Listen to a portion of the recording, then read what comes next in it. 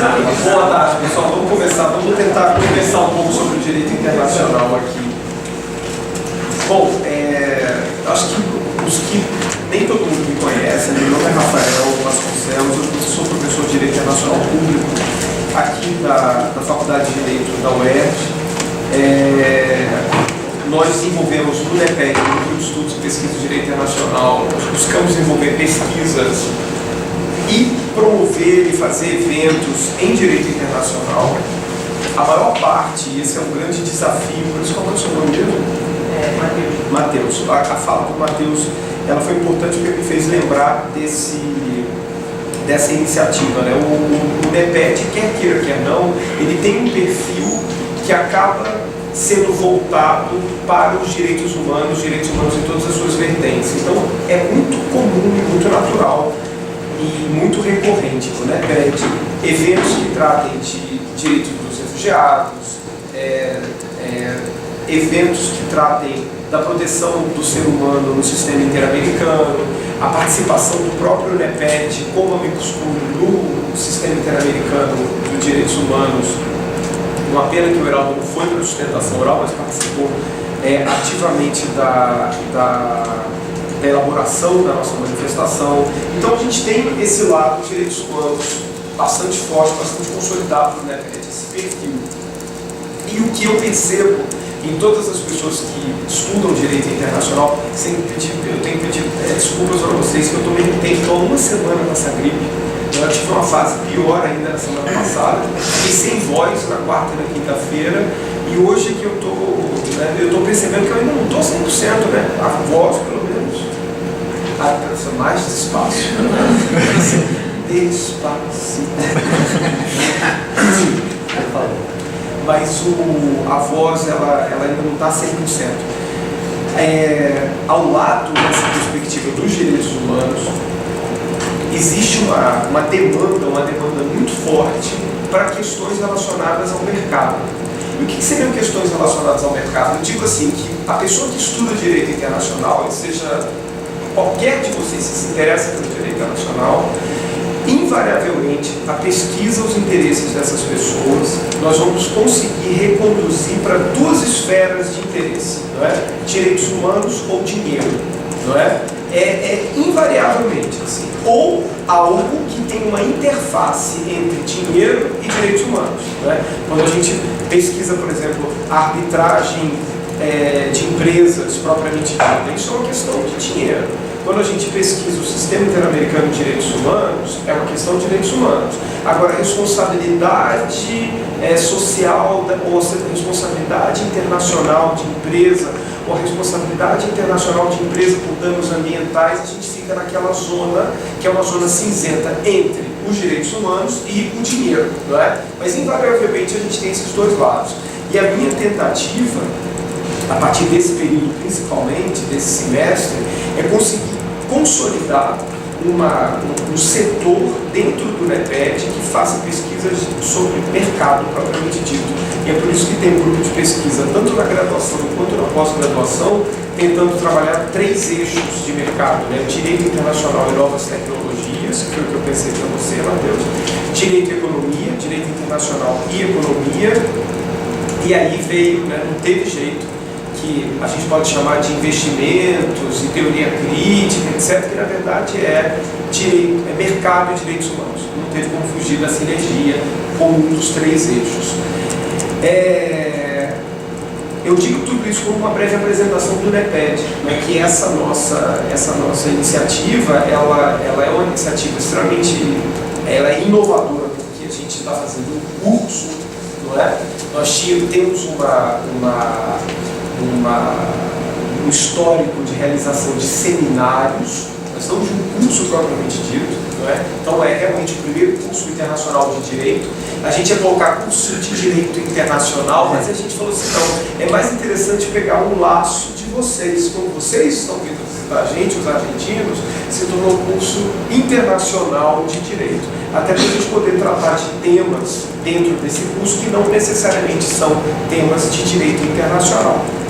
Mas muito bem, eu vim falar de direito internacional, não é? E eu coloquei esse título que vocês podem estar se perguntando, né? É muita pretensão alguém se achar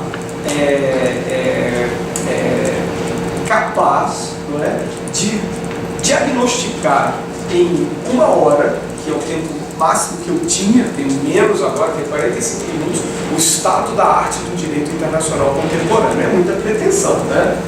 E não é realmente a pretensão. Quando eu falo estado da arte, eu não vou esgotar com vocês aqui, e a minha intenção talvez não seja transmitir a vocês aqui nesse momento nenhum conhecimento novo, não é? E a minha ideia com essa fala inicial era uma fala para tentar instigar determinadas questões com vocês, e são questões que eu acredito que vocês vão acabar, quer queiram ou não, ao longo dessa semana, tocando nessas questões e abordando essas questões.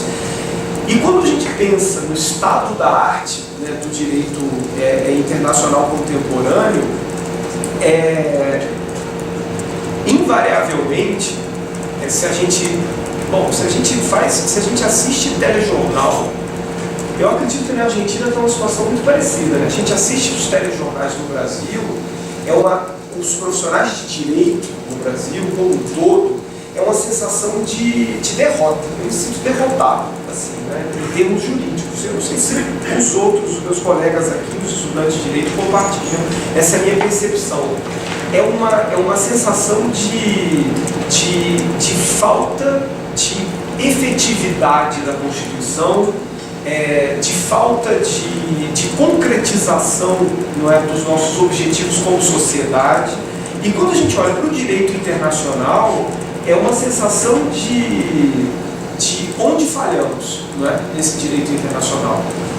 E aí essa sensação de onde falhamos com o direito internacional e no direito internacional como um todo, a gente passa a ter outros sentimentos, que são todos sentimentos muito ruins, não é? São sentimentos de desesperança, não é? Aí a gente começa a falar, o direito internacional, vocês assistem uma aula de direito internacional público, e o professor fala, não, porque o sistema internacional de direito, ele levou a guerra, ou transladou a guerra para uma situação de ilegalidade, não é? A guerra é proibida pelo direito internacional, não é? E aí quando vocês ligam a televisão, vocês assistem exatamente o oposto dessa afirmação, que é uma afirmação teórica. Então existe uma desesperança, um pessimismo que a gente carrega no direito internacional. As notícias, elas não são boas, não é? A gente não vê, quando eu vejo aqui os colegas argentinos, o Alberto sabe, assim, muito mais do que ter tido isso por uma obrigação funcional durante vários anos. Quando eu estava no Mercosul, a minha percepção da integração regional e a minha vontade de integração, de trabalhar junto com os argentinos e de perceber a Argentina como quando a gente faz aquelas brincadeiras de países irmãos, mas mais do que isso, em termos pragmáticos, como parceiro comercial fundamental, como parceiro político de projetos políticos na região, não é? A Argentina sempre foi, por mais que tenham se buscado construir determinadas rivalidades ao longo da história, a Argentina sempre foi aquele Estado que a gente se reunia para depois ver como é que a gente resolve com os outros, né? Até no próprio Mercosul, quando a gente vai nas reuniões de Mercosul, a gente percebe que brasileiros e argentinos já ingressam, isso historicamente, né? Agora, até essas reuniões de Mercosul ficaram bem modorrentas, né? Porque não se tem muito mais o que discutir, não é? Ou não se tem mais tanta vontade de construir algo em comum. Mas brasileiros e argentinos, a gente entrava nas reuniões, ou entra nas reuniões já meio que conversados, não é? É uma questão meio que existe uma parceria construída, consolidada. E quando a gente olha para a integração regional, ou o que nós estamos fazendo nessa integração regional, é um desalento muito grande, é uma falta de esperança mesmo. E aí vocês dizem, não, olha que interessante, o Brasil finalmente vai adotar a placa Mercosul, né, a patente Mercosul, o Brasil finalmente vai entrar nessa. E isso talvez vá trazer para nós, brasileiros, um pouco mais de visibilidade ou de presença física do Mercosul no Brasil, né? Mas a integração regional, ela nunca foi para o Estado brasileiro um projeto número 1 da nossa pauta. Isso é algo, talvez assim, nunca seja algo muito forte de ser dito. Mas ao longo da nossa história, nos últimos 20 anos, ou quase 30 anos, em poucos momentos da nossa história, nós vimos os nossos governos, os nossos estados, eles trabalharem colocando a integração regional como uma pauta, a primeira de todas, quando a gente observa a relação do Brasil com o exterior. E aí, falando da nossa perspectiva brasileira, eu estou aqui para falar do Brasil, né? Eu não posso fazer um diagnóstico preciso da Argentina. Eu acho mais do que pretensioso, é quase que irresponsável a gente tentar fazer diagnósticos de política externa, ou até de política interna de países estrangeiros, né? Eu, fazer um parênteses aqui, eu acredito que a situação, já que a gente está falando de integração regional, está falando de Mercosul, e que já que a gente está falando de desalento, e quando a gente fala de desalento, a gente fala de imigração, e quando a gente fala de imigração, a gente fala de refúgio, e a gente fala de toda a crise migratória e de refugiados que estamos vivendo no mundo, e quando nós falamos que estamos vivendo no mundo, estamos vivendo também regionalmente. O Brasil está como vocês recebem muitos venezuelanos na Argentina, o Brasil recebe muitos venezuelanos na fronteira. Então a nossa questão de refúgio, ela está se tornando uma questão até de xenofobia exacerbada e etc. Mas eu citei a questão do refúgio das nossas fronteiras, a questão dos imigrantes e dos refugiados, pontualmente os venezuelanos na nossa fronteira, para dizer que por mais que eu acredite que existe algo de muito estranho acontecendo na Venezuela, eu não me sinto confortável o suficiente para fazer grandes elaborações sobre o que está acontecendo internamente e na relação da própria Venezuela com o exterior. Eu não me sinto confortável para falar do outro, não é? Sem conhecer a realidade do outro muito precisamente, muito por dentro. Quando a gente veio no metrô conversando, eu fiquei perguntando para vocês, e o Macri, e a Maria Eugênia Vidal, e como é que está essa situação? Porque é a forma que eu tenho de fazer um diagnóstico da situação atual de vocês. Mas eu não vou pretender ser irresponsável ao ponto de vaticinar. Os argentinos estão fazendo isso errado ou isso muito certo. Não, porque eu talvez não seja capaz de fazer isso internamente com o Brasil e de compreender as complexidades do meu Estado, né? Então fazer isso eu acho bastante difícil.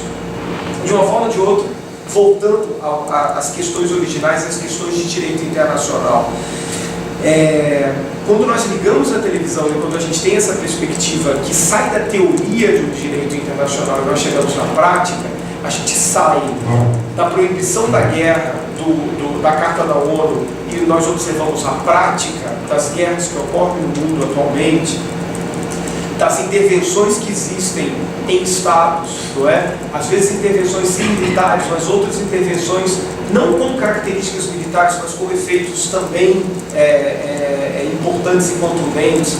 Quando nós observamos a integração regional, uma perspectiva interna brasileira, dos alunos que são de primeiro e segundo período no nosso curso, nos cursos de Direito aqui no Brasil, quando vocês estudam a Constituição e chegam no artigo 4º, não é? O artigo 4º da Constituição brasileira, ele é o artigo central da atuação do Brasil no exterior. É nele que se encontram todos os princípios que devem nortear a atuação do Estado brasileiro no exterior. A gente encontra em outros pontos da Constituição alguns elementos importantes relacionados ao direito internacional. Na parte final do artigo 5º, por exemplo, que fala do Tribunal Penal Internacional expressamente, quando nós falamos de tratados de direitos humanos, muito bem, mas no artigo 4º nós temos o núcleo dessa consolidação da atuação do Estado brasileiro no exterior. E lá nós temos dois pontos importantes.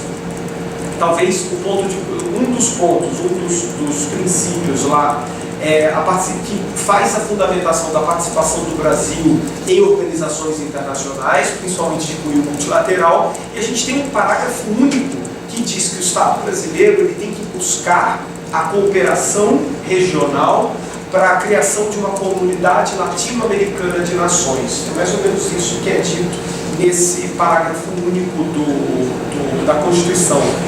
E quando nós vemos a nossa diplomacia ela suspender a sua participação na Unasul, ela não dá ao Mercosul a importância e a centralidade que deveria ter para a nossa diplomacia. E uma importância e uma centralidade que, antes de um Estado como o brasileiro, ou de um Estado como a Argentina, e me metendo nas questões argentinas, antes de nós pretendermos fazer diplomacia extra-regional, de fazer diplomacia com a Índia, com a China, com a Austrália, com a Rússia, e aí eu quase que falo aqui dos BRICS, né, que na percepção brasileira, a gente precisa ter muito bem consolidada a nossa diplomacia regional. O nosso clube menor, o nosso clube menor, de menos participantes, ele tem que estar muito bem consolidado e muito bem ajustado para que nós possamos, num ambiente extra-regional, trabalhar até de uma forma mais aperfeiçoada. E não é isso que nós estamos vendo. A gente está vendo claramente a Unasul se dissolver na nossa frente, não é? E eu percebo às vezes como as questões e as posturas ideológicas que existem por trás disso. E aí eu digo, se eu tenho uma ideologia diferente de um outro Estado que também é membro da Unasul, não é para eu me retirar da Unasul. O correto, na minha percepção e na minha percepção de cumprimento da Constituição, é participar ainda mais da Unasul para fazer com que as minhas pautas de governo, não é, que seriam as novas percepções que são feitas da política de Estado, a partir de uma nova percepção de governo, elas possam ser colocadas à mesa e possam, inclusive, ser trabalhadas nessa organização regional, não é? Mas para um Estado como o brasileiro, que não é uma superpotência militar, que não é uma superpotência econômica, se retirar de uma organização internacional é um equívoco estratégico enorme, muito grande. Você não se retira de organizações internacionais. Um Estado de poder mediano como o brasileiro, ele tem que fortalecer organizações regionais. E se ele não está de acordo com a condução de algo que está acontecendo naquela organização internacional, ele tem que participar mais dela, mais ainda, para colocar na mesa o seu descontentamento e tentar transformar o seu funcionamento.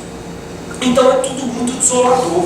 E o panorama é muito desolador em várias esferas que eu já disse. Eu tentei trazer para as esferas políticas, não é? Quando a gente fala de guerra, para uma esfera política propriamente dita, quando a gente fala de participação de organizações internacionais, nós temos e é um fenômeno que eu tentei usar exemplos brasileiros, que seria a suspensão da nossa participação da Unasul, a nossa falta de vontade de continuar o aprofundamento da integração regional do Mercosul, a institucionalidade do Mercosul e o fortalecimento das suas instituições, mas a gente tem a grande superpotência hegemônica que sobrou após a queda do Muro de Berlim, que são os Estados Unidos, sistematicamente nos últimos anos, trabalhando de forma a desarticular a institucionalidade internacional, em diversas frentes, seja se retirando da Unesco, seja ameaçando o funcionamento da Organização Mundial do Comércio, seja agora coagindo. Eu não sei se eu poderia usar essa palavra coação, porque ainda são notícias, a gente não tem fatos concretos para fazer esse tipo de afirmação, juízes do Tribunal Penal Internacional, não é? Então a gente tem o que está acontecendo na nossa frente, não é? Isso no Brasil está acontecendo com a nossa institucionalidade democrática, como brasileiros internamente. Mas no mundo, a gente está vendo a institucionalidade do direito internacional se esfarelar. E parece, e o pior de tudo, nós que somos profissionais do direito internacional, nós estamos ficando reféns, porque a gente não tem o que fazer. E o se sentir refém é do tipo, o que vai adiantar? Eu vou escrever artigos sobre isso? Eu vou escrever um livro sobre isso? Não, a gente precisa de alguma forma agir, não é? Não é hora talvez mais de ficar teorizando, é hora de agir. E pode ser agir no micro, votando em um candidato a deputado e a senador que talvez trabalhe com essas pautas, não é? Ou tentando convencer o maior número de pessoas, ou articulando internacionalmente a nossa academia com a academia estrangeira, para que a gente possa trabalhar e pensar soluções para isso, né? Porque é tudo muito urgente. E parece que tudo aquilo que a gente demorou tanto tempo para construir está sendo ameaçado muito rapidamente, muito rapidamente. Então o panorama é muito desolador. Aí vocês vão falar, nossa, então o Rafael, quando falou que ia falar sobre o estado da arte do direito internacional contemporâneo, ele ia sentar e olhar para a gente que está tudo uma catástrofe e que vai piorar, não é? Eu sempre tenho esse mote, né, que eu vejo, eu antes era uma pessoa, eu era muito otimista, eu era um cara realmente muito otimista, eu achava que tudo ia melhorar muito, né? Atualmente, eu acho que até para o nosso colega que é psicólogo vai me entender, né? Eu fico tentando evitar frustrações, então eu espero que aquilo que está sendo, que está se apresentando como muito terrível na minha frente, não é o último passo do terrível, que pode virar algo ainda pior. E aí eu evito frustrações. Então, por exemplo, quando eu vejo os movimentos dos Estados Unidos, do sistema de solução de controvérsias da OMC, eu já me preparo atualmente para o fim da OMC. Para que se não ocorrer, vai ser muito bom, porque eu vou ficar muito feliz. Mas se ocorrer, eu já vou, o meu espírito e as minhas questões internas, elas já vão ter trabalhado isso por um período bastante longo de tempo, que ali vai ser só uma concretização de algo. E aí, nesses fenômenos, eu queria fazer um apanhado histórico, porque eu não estou aqui só para falar do pessimismo, não é? Vamos tentar entender o que aconteceu, não é? Para aqueles que foram meus alunos de internacional público, fatalmente devem ter ouvido eu falar alguma coisa nesse sentido em alguma epifania que eu tive em sala de aula. Mas quando a gente observa o histórico do funcionamento do direito internacional, a gente pode identificar pelo menos, a gente talvez esteja na quarta fase, não é? Mas 3 fases elas são muito claramente identificadas.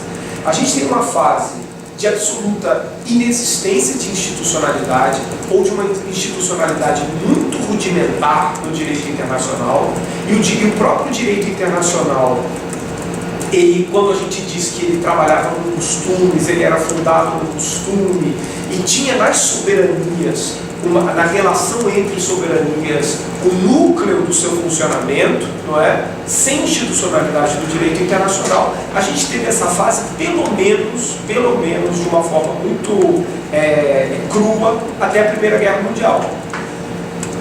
Quando terminou a Primeira Guerra Mundial, claro, havia algumas iniciativas anteriores. A gente já teve a Corte Permanente de Arbitragem, a gente teve todas as conquistas de direito internacional humanitário no século XIX, a gente consegue identificar determinados eventos diplomáticos anteriores à Primeira Guerra Mundial que podem indicar alguma institucionalidade, mas foi a partir da Primeira Guerra Mundial que o mundo resolveu falar assim, olha, vamos tentar construir uma institucionalidade definitiva.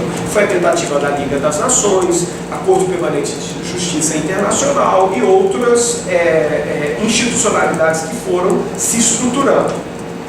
Não deu muito certo. Por isso que esse período ele fica casado com o período posterior à Segunda Guerra Mundial, que a gente passa, ou seja, até a Primeira Guerra Mundial, com uma total falta de institucionalidade, e aí a gente tem um período de institucionalidade que começa na Primeira Guerra Mundial e que termina da queda do Muro de Berlim, principalmente ali na queda do Muro de Berlim, reunificação da Alemanha e fim da União Soviética, né? São aqueles três eventos de 89, 90 e 91 que foram fundamentais para tudo, até para a nossa compreensão do estado atual da arte do direito internacional, não é? 89 cai o muro, 90 tem a unificação alemã e 91 o fim da União Soviética. Nesse período entre a Primeira Guerra Mundial e o fim da União Soviética, nós tivemos o início dessa estrutura de institucionalidade mais contundente do direito internacional, e durante todo o período posterior à Segunda Guerra Mundial, essas estruturas elas foram se consolidando, mas ainda numa perspectiva muito forte de polarização da Guerra Fria, não é? Um lado a União Soviética e do outro lado os Estados Unidos da América. Com o fim da União Soviética, quando a gente teve toda aquela perspectiva de que haveria uma paz perpétua, que nós iríamos finalmente atingir um ambiente de paz, a sociedade internacional finalmente teria resolvido todos os seus problemas, não é? Aí nós tivemos a década de 90, e a década de 90 é uma peça fundamental na compreensão do que está acontecendo hoje.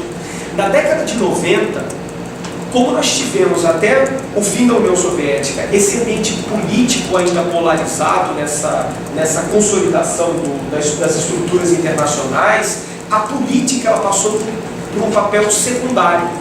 As soberanias, elas aceitaram, naquele momento ali das décadas de 90, determinadas relativizações de poder que 10, 20 anos antes não estariam na mesa de negociação.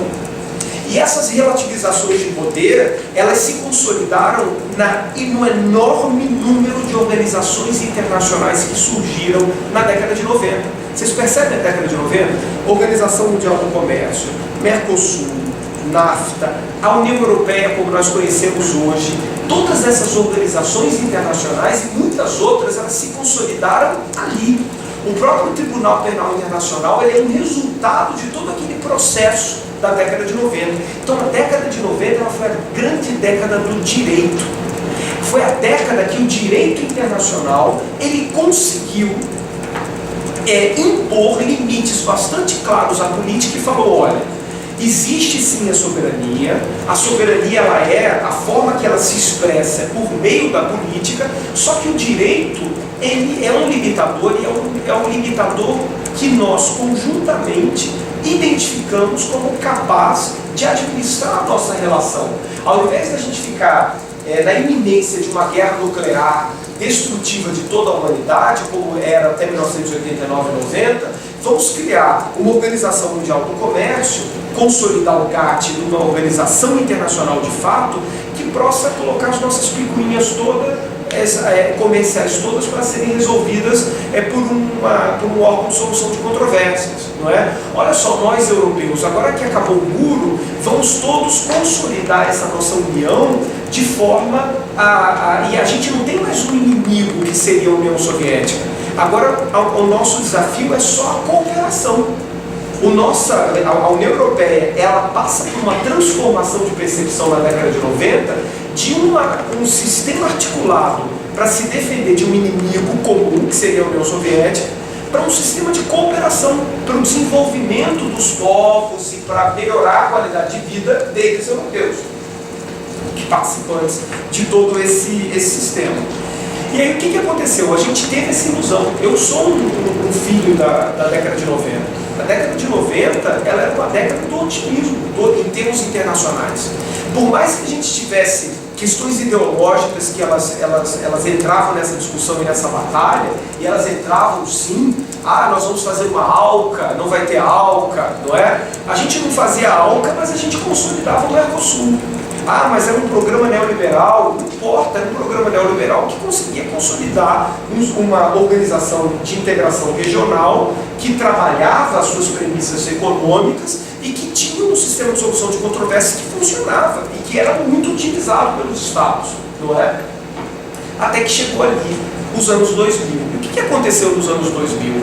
A gente pode começar a ter uma série de suspeitas. A gente pode falar de uma crise e tentar identificar crises econômicas ali no fim da década de 90. A gente pode trabalhar ou tentar justificar com crises da própria hegemonia norte-americana. A gente pode tentar buscar uma série de justificativas, mas o fato é que, principalmente ali a partir de 2001, eu não uso a queda das torres como marco. Eu acho que a queda das torres ela não é a mesma coisa quando a gente do direito internacional público 1 fala da Paz de Westfália e fala da Paz de Westfália como se a Paz de Westfália ela fosse um marco, assim, que existiu um antes e um depois. Na verdade, a Paz de Westfália ela é um marco importante em todo o processo, não é? E a queda das torres ela tem mais ou menos esse funcionamento. A queda das torres ela é um marco importante quando nós começamos a perceber de uma forma muito clara a virada. E qual virada? Da política tentando retomar o espaço que na década de 90 tinha sido perdido para o direito.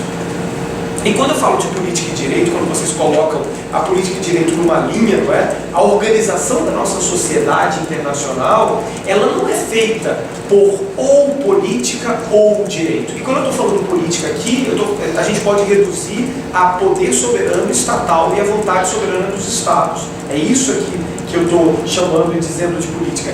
A gente pode a organização da sociedade internacional, ela é administrada por essas duas esferas, principalmente, centralmente, mas não de forma excludente. A gente tem estruturas que elas são mais políticas, mas elas têm algo de jurídico. E tem estruturas que elas são extremamente jurídicas e que elas têm algo de político, que acaba sendo o seu funcionamento. Eu não diria que seria impossível, porque nem internamente uma Corte Suprema age apenas juridicamente, né, pessoal? O grande problema e a grande diferença do direito internacional para o direito constitucional é que nós somos sinceros no direito internacional, não é? A gente consegue identificar claramente quando a gente fala, olha, nós vamos até aqui com o direito, a partir daqui é política. No direito constitucional, o que eles fazem? Eles falam, é direito, é direito, é direito, é direito, é direito. E alguém fala, mas isso é política? Não. São 3 autores alemães, 4 princípios que eu vou aplicar aqui, articulados com 36 artigos da Constituição, e eu vou reler e reinterpretar por uma orientação divina, mas isso tudo é direito. Isso tudo é direito, né? E no direito internacional a gente não tem muito isso. No direito internacional, os próprios tribunais internacionais, eles caminham e dizem, olha, eu não vou tocar nesse vespeiro não, porque aqui eu não vou conseguir verificar a efetividade dessa minha decisão se eu tocar nesse vespeiro. Então eu prefiro ficar nas preliminares, por exemplo. Mas muito bem, houve essa virada ali em 2001. Em 2001 a gente tem, não em 2001, mas como a marca e o marco de 2001, dessa virada. E a partir dali, mesmo que nós não tivéssemos percebido isso de uma forma muito clara nos anos iniciais, ali em 2002, 3, 4, 5 e 6, mas agora nesse momento, esses efeitos eles são contundentes, eles são assim, pornográficos quase, não é? Explícitos, né, na sociedade internacional, mas essa foi uma construção que foi feita aos poucos. E aí eu tenho aqui 3 pontos que eu gostaria de tocar para que vocês consigam perceber como esse jogo mudou e como esse jogo virou para a política nessa discussão do direito com a política. Nós que somos essencialmente profissionais do direito, nós ficamos e estamos cada vez mais reféns da política internacional, das relações internacionais. Quem que é a aluna de RI aqui? São os que ficam satisfeitos quando eu falo isso, né? Que o pessoal do direito agora é refém da RI. E aí eu tenho alguns pontos aqui que eu trouxe para falar, são sintéticos. Primeiro são os processos de integração regional. E aí eu faço uma referência para vocês. Sabe o que vocês vão achar que eu vou falar? Do Brexit, né? Vocês vão falar, olha só, a União Europeia ela estava se construindo em termos de direito, e o evento político devastador do sistema europeu foi o Brexit, não é?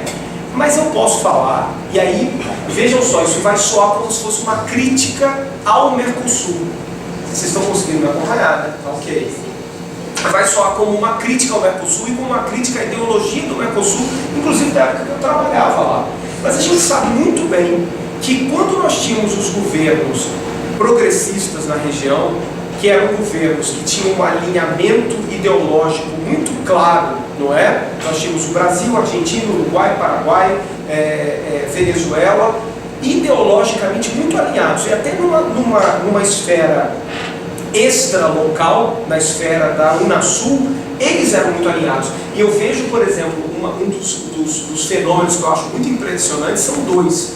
A suspensão do Paraguai do Mercosul, ela foi feita por unanimidade, quando o Lugo ele caiu em 2012.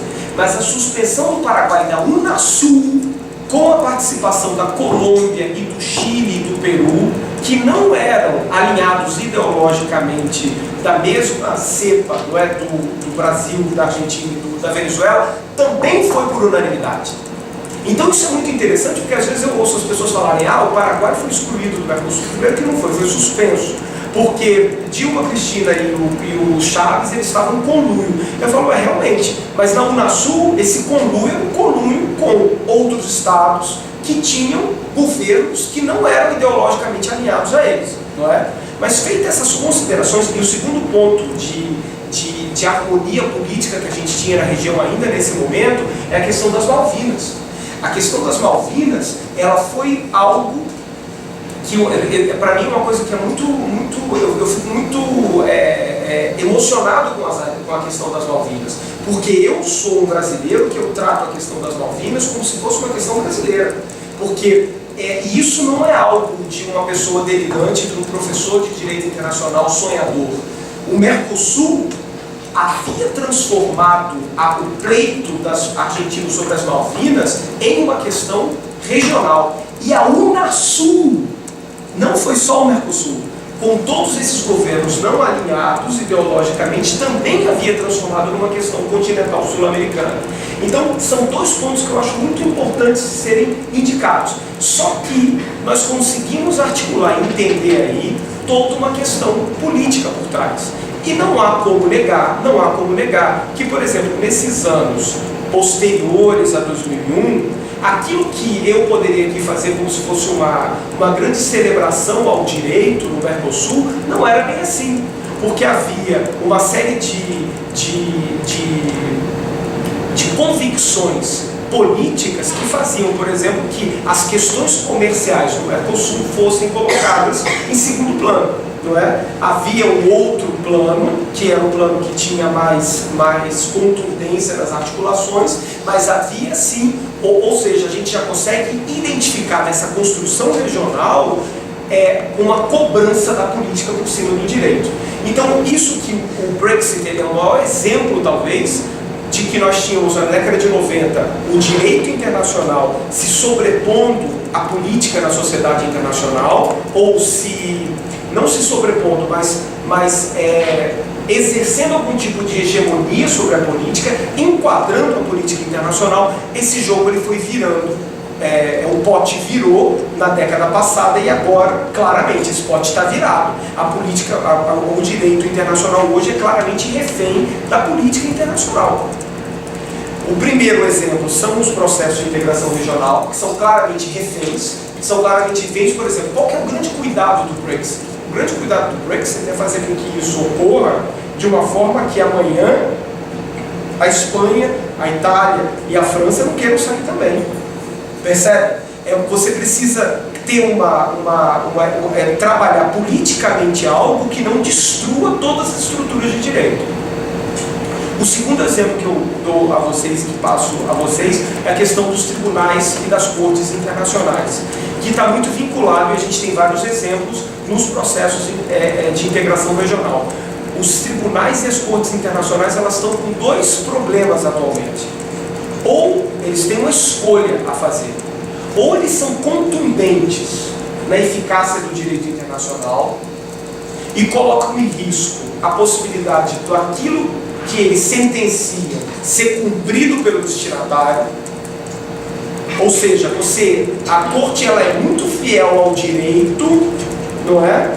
E sentencia, condena o Estado e corre o risco daquele Estado olhar e falar assim: não cumpre.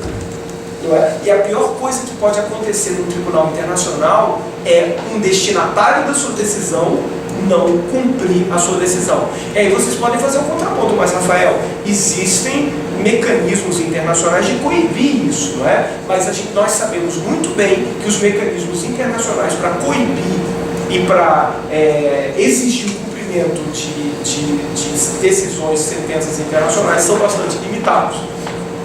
Então essa é a escolha. E qual que é a escolha? É um tribunal agir politicamente. E vocês conseguem perceber os riscos e o perigo disso? De um tribunal ele passar a agir politicamente? E talvez seja a acusação que a gente possa, que seja feita atualmente ao Tribunal Penal Internacional, não é? Que só processa e julga, não é? Estados africanos. E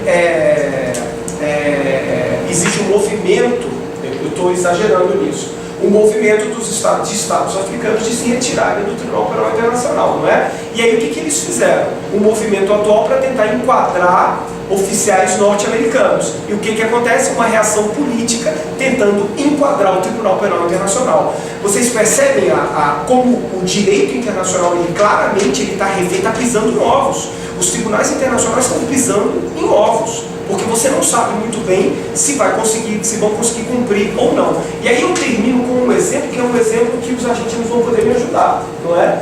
Que é uma corte, a nossa corte interamericana, nosso sistema interamericano de direitos humanos, que enfrenta hoje na Argentina um sério problema de cumprimento das suas decisões. Foi o caso do ano passado do Fontevecchia, não é? E teve outro. São duas coisas. Mas tinha um outro caso também que era muito emblemático. Que a Corte deveria cumprir, a Suprema Argentina deveria cumprir a sentença e a Corte desse tribunal. Ou seja, que é muito claro esse movimento soberano, o movimento interno, não é, dos estados falando, olha, a minha institucionalidade não vai cumprir, eu não estou nem aí, eu não vou cumprir, vocês podem. Aí vocês falam, o Rafael vai acabar falando do Lula, né, que foi condenado, o Brasil, um negócio do Comitê de Direitos Humanos. Eu não preciso não, a gente não precisa falar do Lula. E o paralelo é importante de ser feito. Eu me lembro muito bem de 2012, eu me lembro muito bem da cautelar da Comissão de Direitos Humanos do Sistema Interamericano sobre Belo Monte, que o Brasil não cumpriu e não quis cumprir, não é? Então, assim, sejamos cumpridores, mas sejamos também coerentes nesse cumprimento. De tudo isso, eu já vou terminando a minha fala e eu quero passar algumas mensagens. Vocês viram que eu realmente queria fazer só uma fala introdutória para falar para vocês sobre os desafios que vocês vão enfrentar nos próximos dias. Trabalhar direito internacional está sendo atualmente muito angustiante, porque aquilo que nós refletimos no plano teórico muitas vezes se distancia demais daquilo da prática do direito internacional. Eu citei alguns exemplos para vocês, e aí eu quero só fazer agora aqui um resgate de algum otimismo que reste no coração de vocês, não é? E aí vocês, assim, o panorama que eu descrevi aqui é um panorama devastador, né? São as múmias do Museu Nacional, né? Parece que os professores de Direito Internacional viraram as múmias no Museu Nacional esperando só as chamas chegarem no nosso salão. E eu digo para vocês que não é bem assim. Vamos refletir, só quero refletir duas coisinhas com vocês. Vamos só fazer uma comparação. Nós estamos no ano de 2018. Vamos fazer uma reflexão de 100 anos. Se a gente faz a gente realmente parece que está numa situação muito mais desafiadora do que há 20 anos. Acho que em 1998 o direito internacional, o otimismo do direito internacional era que o direito internacional ele ia se sobrepor, era um discurso de que as soberanias estavam relativizadas e que isso era irreversível, não é? A relativização das soberanias era irreversível, e veja só, não há nada irreversível quando a gente fala de soberanias. Mas quando a gente faz uma reflexão de 100 anos, a gente retorna a 100 anos, a nossa institucionalidade hoje do direito internacional, ela é completamente diferente. E nós temos sim instituições, mecanismos e instrumentos para evitar genocídio, para a gente trabalhar e denunciar a gente tem o Instituto do Refúgio, um Instituto do Refúgio consolidado por convenção. Não cumpre, mas a gente tem um documento que a gente pode fazer exigir. A gente tem um documento para denunciar. A gente tem documentos e tem o direito para esfregar na cara dos Estados europeus que não querem receber os refugiados, não é? Como se eles fossem os grandes receptores de refugiados, que a gente sabe que não são. São os países pobres, miseráveis, não é? É Jordânia, é Turquia, é Etiópia, é Somália, isso que recebe refugiado, não é? Não é a Suécia. O problema dos refugiados da Suécia é uma perfumaria perto do Paquistão, não é? E nós temos as estruturas internacionais, o direito internacional para denunciar. E o segundo ponto que eu digo a vocês é o seguinte: é esperança, que tem que estar no nosso coração. A gente tem que lutar. Não é para a gente desistir, não é? É o momento da gente levantar a cabeça e lutar. E quando vocês participam de uma iniciativa como essa, que a gente vai ter uma semana inteira debatendo, discutindo assuntos e questões de direito internacional, a gente está aqui para se municiar, a gente está aqui para construir argumentos, construir alternativas para que a gente possa lutar, para reverter e para modificar esse contexto. Então a minha mensagem final é: o panorama do direito internacional atual, o estado da arte do direito internacional atual, ele é realmente devastador, não é? Mas ele é melhor do que já foi anteriormente, não é? E é nosso dever lutar para que ele volte minimamente a garantir a paz ou a buscar e garantir os objetivos de paz e de proteção do ser humano, que eram aqueles que a gente tinha muito em mente, que a gente achava que nós íamos consolidar há 20 anos. Pessoal, é isso. Essa é a mensagem inicial que eu queria passar para vocês, dando as boas-vindas para os nossos colegas argentinos, esperando que vocês tenham uma semana muito produtiva aqui com a gente. E as Malvinas são argentinas, né? São argentinas. E principalmente em Mar del Plata, que é uma cidade que tem tanta ligação com essa questão, acho que por causa das bases navais e tudo, é muito importante isso. E é isso, pessoal. Obrigado. Eu espero que vocês tenham uma semana muito proveitosa, tá certo?